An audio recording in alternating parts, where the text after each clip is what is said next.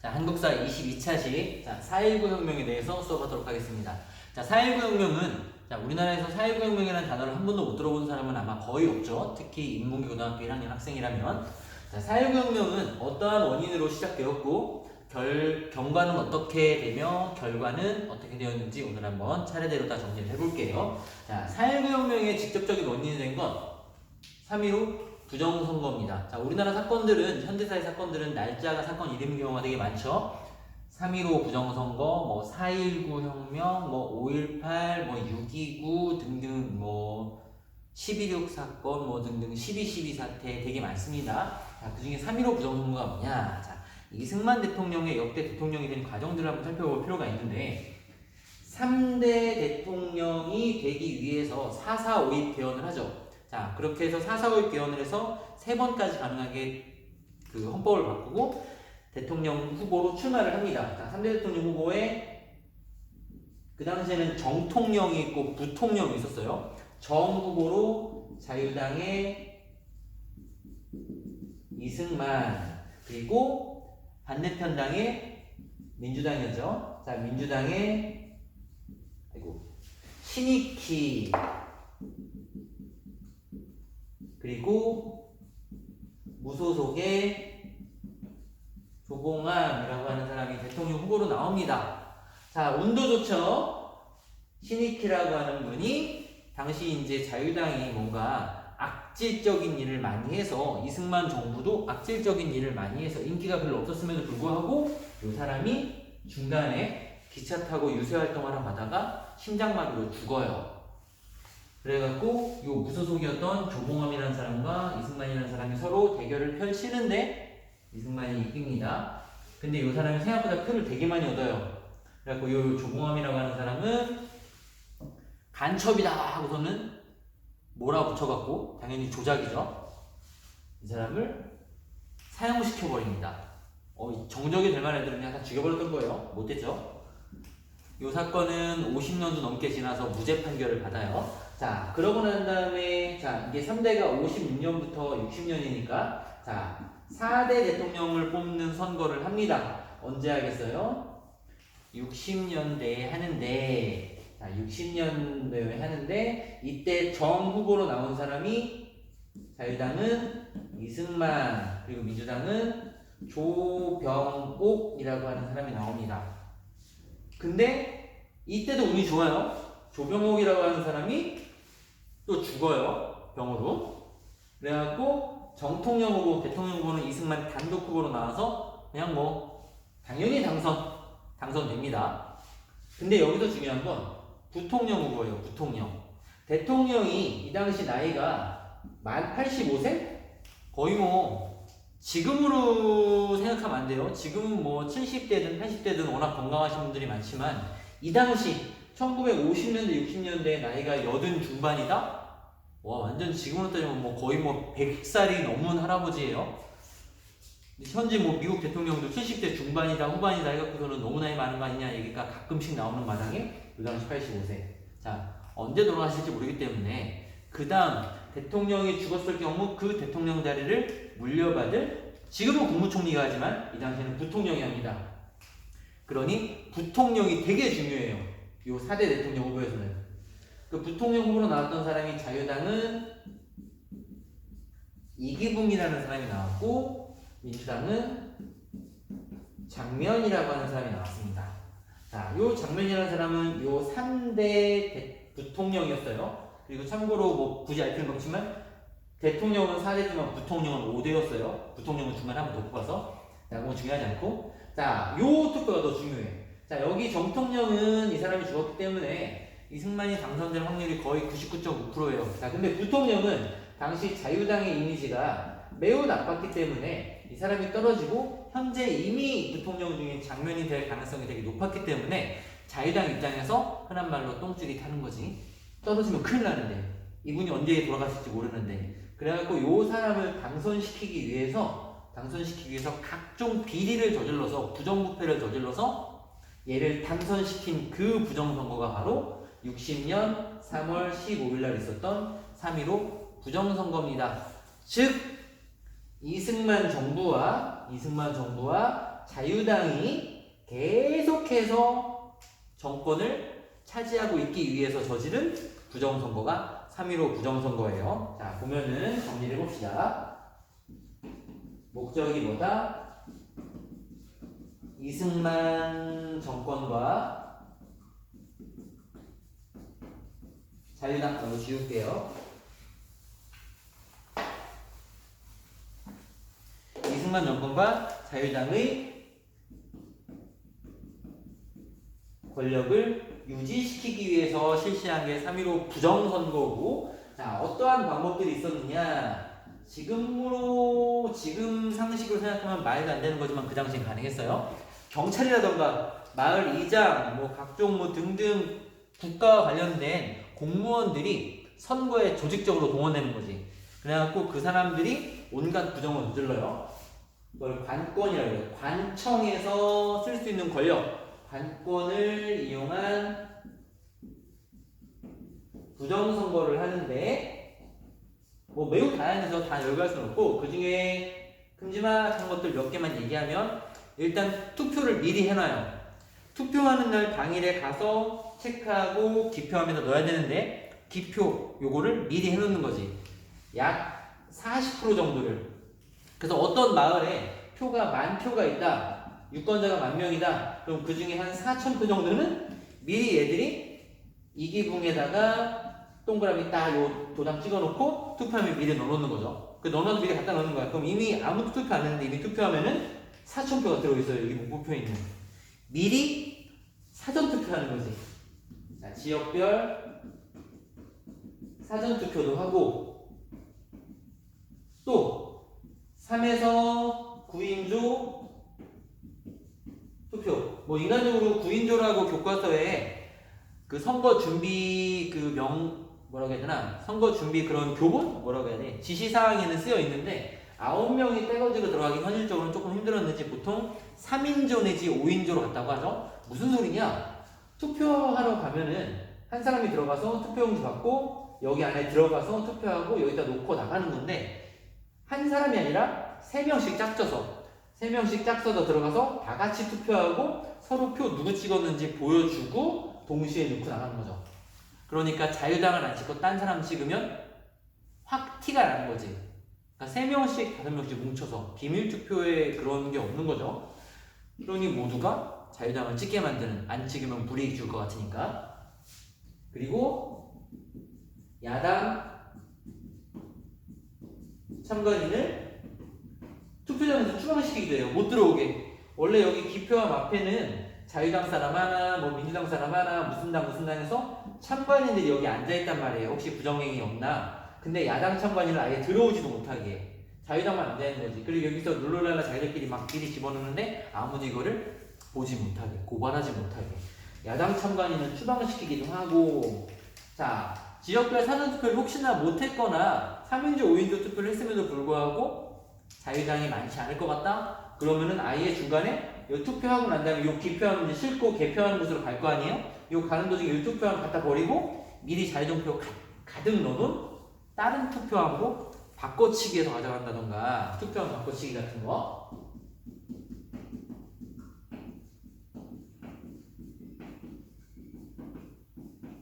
자, 이런 말도 안 되는 것들을 이용해서 부정선거를 저지릅니다. 그래서 실례로 어떤 게 있냐면, 예를 들어서 비전동에서 투표할 수 있는 유권자가 10,000명인데 개표를 해봤더니 한 12,000표가 나온 거야.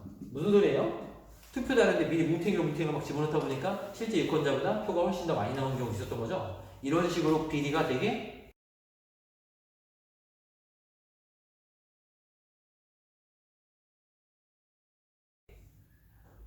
옆에 누가 야, 이런 식으로 비리가 엄청 많이 일어났다. 자, 사람들이 이걸 모르느냐? 다들 알죠. 눈치를 채죠. 그래서 사람들이 열받아서 야, 이거 부정선거 해도 너무한 거 아니냐고 요 3.15 부정선거에 대한 규탄 시위가 이루어지게 되는 겁니다. 요 규탄 시위가 시작점이 되어서 이승만 대통령을 하야시킨 요게 바로 우리가 알고 있는 4.19입니다. 요 3.15 부정선거에 대한 규탄 시위가 4.19의 시작점이에요. 자, 그럼 요거부터 시작해서 이승만 대통령이 하야할 때까지 어떠한 과정을 거치는지 전개 과정을 한번 여기다가 순서대로 정리를 해볼게요. 자, 4.19 혁명의 전개 과정을 봅시다. 자, 아까 얘기했던 대로 시작은 3.15 부정선거부터 시작입니다. 자, 3.15 부정선거가 벌어지자 여기저기서 규탄 시위가 일어나요. 자, 그거에 대한 규탄 시위가 3월 15일 당일부터 일어납니다. 근데 그 당시에 규탄 시위가 여기저기서 일어나지만 그 중에 가장 격렬했다고 말할 수 있는 곳 중에 하나가 마산이에요. 마산에서 막 규탄 시위가 일어나고 거기에 경찰이 총을 쏴댑니다. 총을 쏴대서 사람이 많이 죽어요. 그리고 체르탄이라고 데모하는 곳에 체르탄을 쏘는데 체르탄이 어떤 건지 궁금하신 분들은 걱정할 필요 없어요. 군대 가면 다 맞게 되죠. 화생방 때 맞는 거랑 똑같은 거라고 생각하면 돼요. 체르탄을 쏘는데 그 체르탄이 데모대가 막 붙어있으면 여기서 체르탄을 이렇게 빵 쏴서 여기서 뻥 하고 연기가 퍼지게 만들어야 되는데 혹은 바닥으로 떨어지게 만들어야 되는데 이렇게 앞으로 쏜 거지. 앞으로 쏴서 학생 하나가 죽습니다. 자, 근데 그 죽은 학생의 시체가 4월 11일 날 마산 앞바다에서 떠올라요. 그러니까 3월 15일부터 규탄 시위가 시작돼서 막 일어나고 중간에 막 경찰들은 막 총 쏘고 하고 있었는데 4월 11일 날 학생의 시체가 떠오르는데 얼마나 끔찍하겠어요. 이쪽 눈에 체류탄 크기가 이만합니다. 두께는 이만하고 이만한 게 눈에 팍 박혀갖고 여기 뒤까지 푹 들어가 있는 거야. 이 시체를 발견하고 사람들이 진짜 극도로 분노해서 시위가 이거를 기점으로 엄청나게 격렬하고 규모가 커지게 돼요. 자, 4월 11일 날 그 학생의 이름이 김주열이라고 하는 학생이에요. 고등학생이죠. 김주열 시신 발견. 고등학생이라고 하기도 뭐한 게 고등학교 입학 시험을 보러 간 거였나? 아마 고등학교 올라가는 학생이었을 거예요. 고등학교 1학년 정도. 자, 요게 발견되자 시위가 엄청나게 심해져요. 특히 어디서? 마산에서 시위가 엄청 크게 일어납니다. 그리고 요 시위가 점점점 격렬해져서 전국 각지에서 일어나게 되고 전국 각지의 시위대들이 어디로 향해 진출하게 되느냐, 특히 서울에 모여있는 사람들이 어디로 진출하게 되느냐, 지금의 청와대, 옛날에는 경무대라고 불렀습니다. 그 경무대로 데모하는 사람들, 시위하는 사람들이 경무대로 몰려가기 시작해요.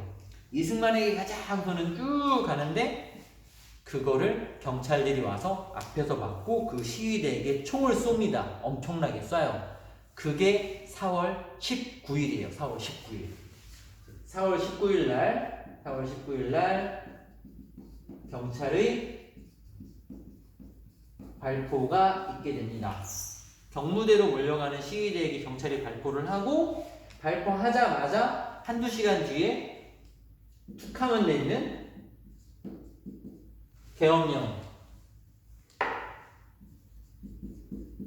계엄령을 선포해요. 이게 되게 웃긴 게 뭐냐면 계엄령은 비상시국이고 나라의 안위가 걱정되는 상황이기 때문에 평상시보다 시민들의 뭔가 그 기본적인 기본권을 더 많이 침해할 수 있단 말이에요. 그러니까 뭐 나라의 안전을 위해서 총을 쐈다 이런 게 약간 허용할 수 있는 계엄령을 선포해버려요. 근데 총을 쏴서 사람을 죽인 건 계엄령 전이잖아요. 근데 얘들이 선포할 때 이렇게 얘기해요. 오후 3시에 계엄령을 선포하면서 계엄령은 지금 선포하지만 계엄령이 선포되어 있었던 시기는 지금부터가 아니라 1시부터 선포된 거예요. 그러니 우리가 총을 쏜 시기도 계엄 상황일 때 총을 쏜 거다라고 하는 말도 안 되는 개소리를 하죠. 소급 계엄령이라고 그래요. 자, 아무튼 계엄령을 선포하고 더 강력하게 군대까지 동원하는 거. 계엄령을 선포하면 군대를 동원할 수가 있어요. 군대까지 동원해서 시위를 막는 거야. 막지만 절대 굴하지 않고 계속해서 싸워요. 계속해서 이승만 하야해라, 자유당 물러가라, 부정선거 무효화시켜라. 계속 시위가 이루어지니까 경찰은, 군인은 더욱더 강하게 진압을 하고 그런 과정에서 사람은 점점 더 자꾸 죽어나가고 그리고 요 과정에서 한 가지 주목할 만한 점은 군인들은 그렇게 협조적으로 나오지 않아요. 군인들까지 정말 막 탱크 속에 있으면은 큰일 났을 뻔했는데 다행히 군인은 그나마 협조적이지 않았다고 그래요. 경찰이 엄청나게 잔인하게 쏴댔지. 자, 그러한 상황이 계속해서 이어지자 보다 못한 대학 교수들까지 나섭니다. 지금 여기서 지금 생각해봐야 될 게 여기서부터 쭉 오고 있는 이런 시위들 대부분 누가 하느냐? 중고생이에요. 4.19 혁명에서 중요한 점 하나. 4.19 혁명은 누가 주도했다? 중고생이 주도한 시위입니다. 자, 그렇게 많이 죽자 결국 보다 못한 누가 나선다? 어른들이 이제 끼기 시작하는 겁니다. 일반 회사원들, 그리고 애기들, 초등학생들, 그리고 대학 교수들 해서 대학 교수들이 시국선언이라는 거래요. 우리 대학 교수들은 지성인으로서 현재 이 나라가 위험하다. 나라가 뭔가 바뀌어야 될 필요가 있다라고 공동으로 성명문을 발표를 해요. 이게 상당히 무서운 겁니다. 정치인 입장에서는 그 나라의 지식인들이 단체로 우리에게 거부를 표한다라고 하는 거는 진작하지. 아무튼 대학 교수의 시국선언이 이루어져요. 이게 언제냐? 4월 며칠이지? 25일. 자, 4월 25일 시국선언이 이루어집니다. 대학 교수까지 나가서 이승만 안 돼. 너 지금 위험한 거야. 빨빨 나가. 자유당 안 돼. 빨빨 해체라고 대학 교수단까지 시국선언 하니까 더 이상 견딜 수 없었던 이승만 대통령이 대통령직에서 물러납니다. 뭐라고 하면서 물러나느냐? 국민이 원한다면 제가 갈게요. 왜 그걸 이제 알았냐고. 몇 년 전부터 가라고 했는데. 아무튼 시국선언하고 하고 바로 다음 날인 4월 26일 날 이승만 대통령이 하야하면서 4.19 혁명은 끝나게 돼요. 그러니까 요 전개 과정은 끝나게 돼요. 그래서 요 날이 화요일이라서 요 날을 승리의 화요일이라고 부르기도 하죠. 승리의 화요일. 그리고 이승만 하야했고 그 당시 부통령으로서 부정선거를 주도했던 사람 있죠? 주도했던 사람 중에 하나 이기붕. 이 사람은 어떻게 됐느냐? 얘 당선시키려고 이거 한 거잖아요. 얘는 부인과 자식과 함께 다같이 일가족이 자살합니다. 싸그리 자살하고 끝나요. 자, 요게 4.19 혁명의 전개 과정이에요. 자, 간단하게 얘기하면 3.15 부정선거를 규탄하는 시위에서 시작됐는데 요 시위가 격화된 게 뭐 때문이다? 마산에서 시위하다 죽은 김주열 학생의 시신이 발견되면서 시위가 엄청 격화되고 그 격화된 시위대가 어디를 향해요?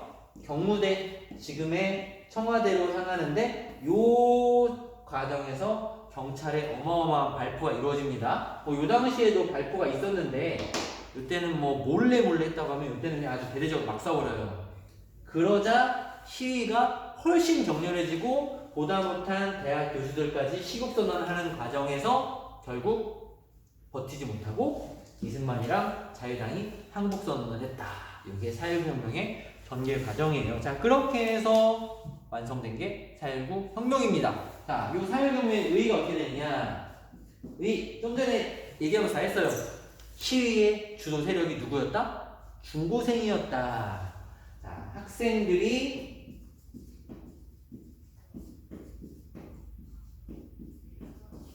앞장서고 누가 뒤따라 붙은 일반 시민과 회사원, 노동자, 교수 등등이 참여한 회사원, 노동자 등이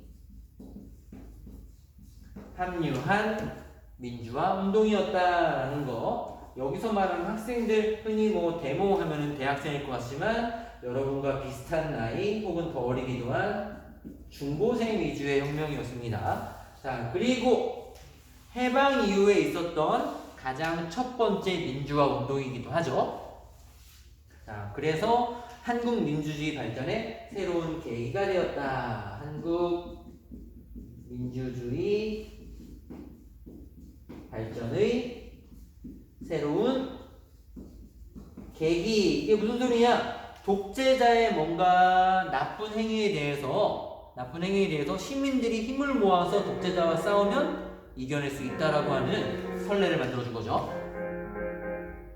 자, 혁명의 의의는 좀 전에 얘기한 대로 그렇게 민주주의의 새로운 계기가 되었고 학생 주도였다라는 거. 자, 그리고 결과를 볼 텐데요. 자, 4.19 혁명으로서 이승만 대통령을 쫓아내고 난 다음에 대한민국이 어떤 모습이 되었는가? 자, 일단 45년도에 해방이 되고 난 다음에 48년도에 나라가 만들어지고 50년의 6.25 전쟁을 겪으면서 현재 60년인데 이 기간 동안 제대로 된 민주주의라는 걸 경험해보지 못했어요.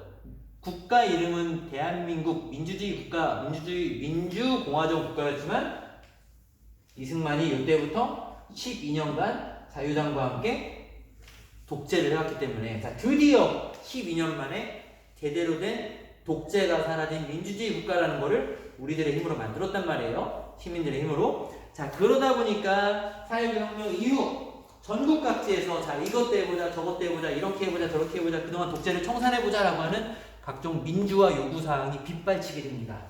자, 민주화 요구가 여기저기서 확산되게 돼요. 민주화 요구가 여기저기 확산돼요. 그래갖고서는 여기저기에서 막 노조도 만들어지고 각종 정권의 어용단체였던 단체들도 사라지고 등등등등 여러가지 민주화 운동이 일어나게 되고 그리고 평화통일. 자, 그동안 얘들이 정권을 유지하기 위해서 했었던 거. 자, 저번 시간에 오프라인 때 배웠죠? 반공정책. 지금 우리가 독재하더라도 북한의 위협이 도사리고 있기 때문에 국가에서 하는 일에 대해서 반기 들지 마. 반기 들면 너는 빨갱이야 라고 하는 이런 반공정책이 독재가 끝났으니까 많이 약해졌을 거 아니에요? 그러니까 반공, 왜 북한을 꼭 우리가 죽여야 저걸만 보느냐 서로 간에 얘기 잘해서 평화통일 한번 해보자 라고 하는 평화통일의 뭐라고 해야 되나 요거 평화통일 운동이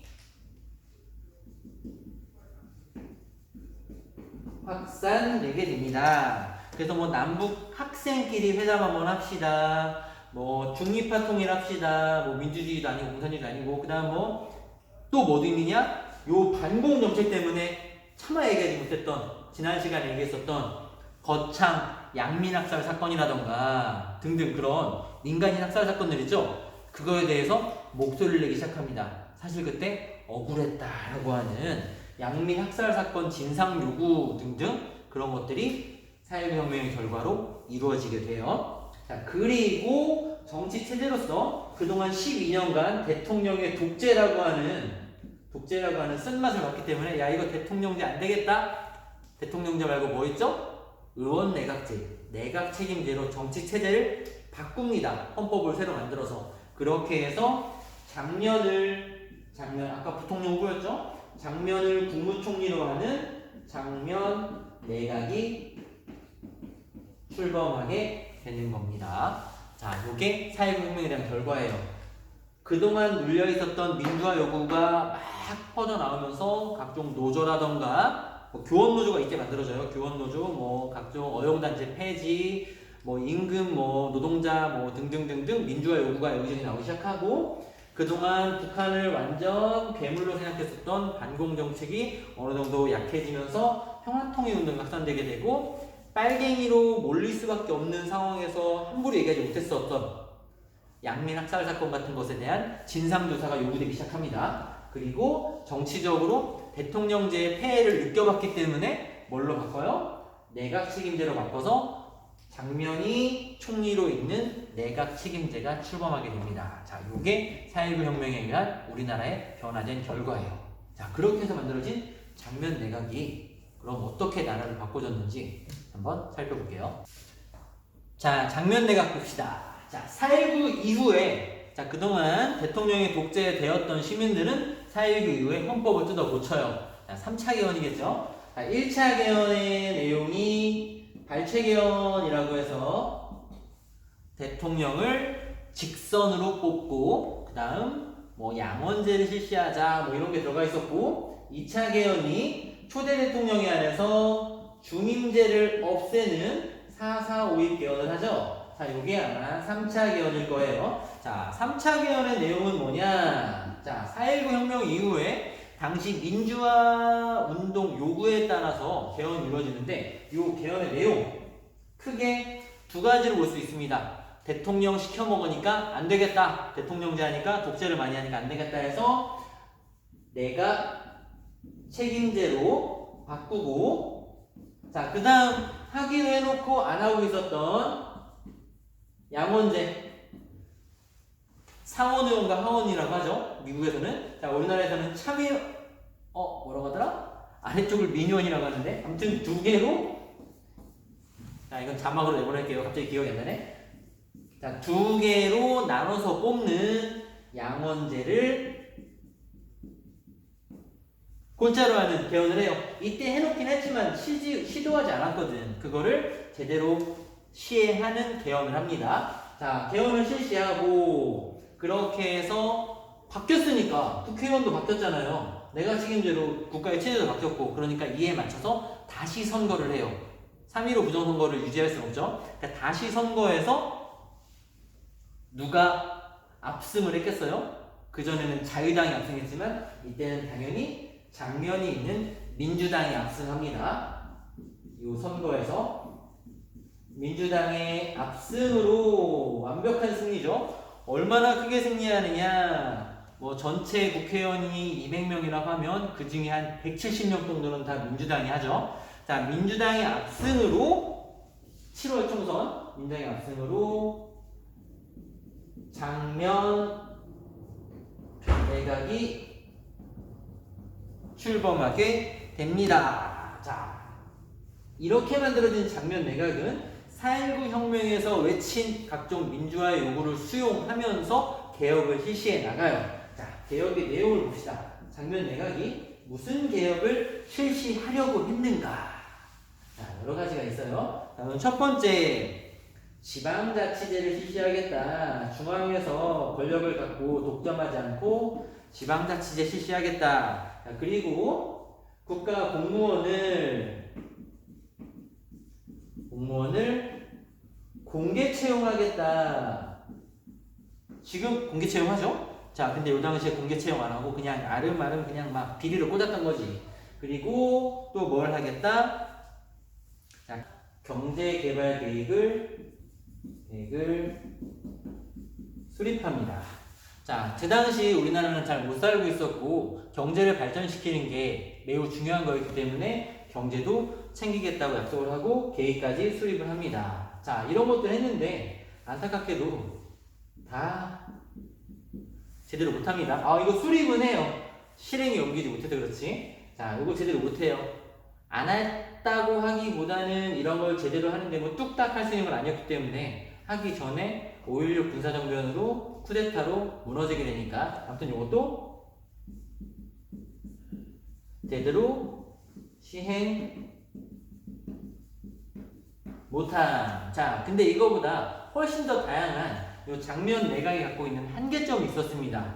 자, 이렇게 개헌해서 압승하고 내각이 출범해서 막 이런 거 하겠다라고 장대한 포부를 밝혔지만 장면 내각이 갖고 있었던 요걸 제대로 하지 못했다는 거 말고, 뭐 요거는 이제 여러 가지 사정이 있어요. 중간에 내각이 바로 무너졌기 때문에. 그거 말고 이 정부가 갖고 있었던 한계점이 뭐냐?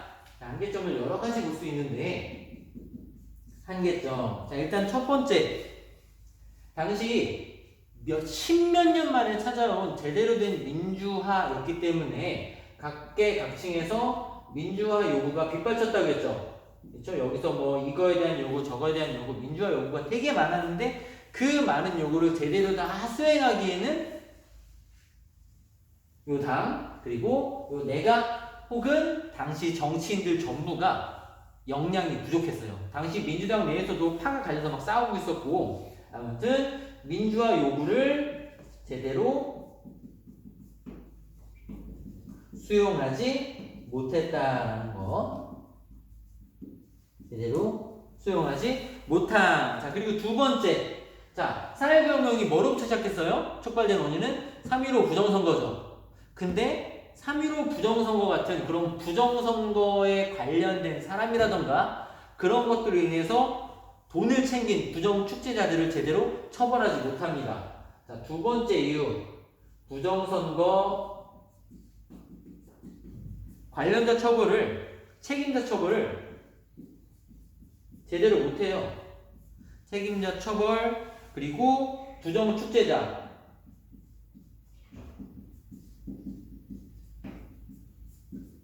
부정을 저지르고 비리를 저질러서 돈 모은 사람들.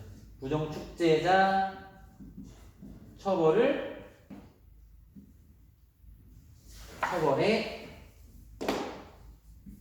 소극적이었습니다. 소극적이라니 적극적으로 찾아서 다 조졌어야지. 자, 그 다음 세 번째.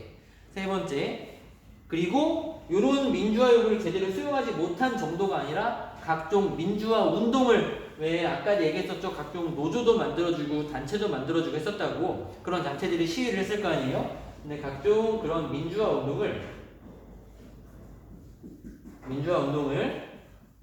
수용 못한 정도가 아니라 탄압하기도 해요. 이것도 한계점이었고, 그 다음 네 번째로 나오는 한계점은 아까 내에 있었던 민간 차원의 반공교육이, 반공사상이 뭔가 약해지자 평화통일 운동이 일어났다고 했죠? 평화통일 운동. 뭐 북한으로 가자, 북한 애들이 남쪽으로 와라, 우리가 왜 갈라져야 되느냐, 민간 차원에서 학생회담도 한번 해보자 등등 민간 차원의 평화통일 운동, 민간 차원의 평화통일 운동이 있었는데 이 평화통일 운동도 정부가 탄압을 합니다.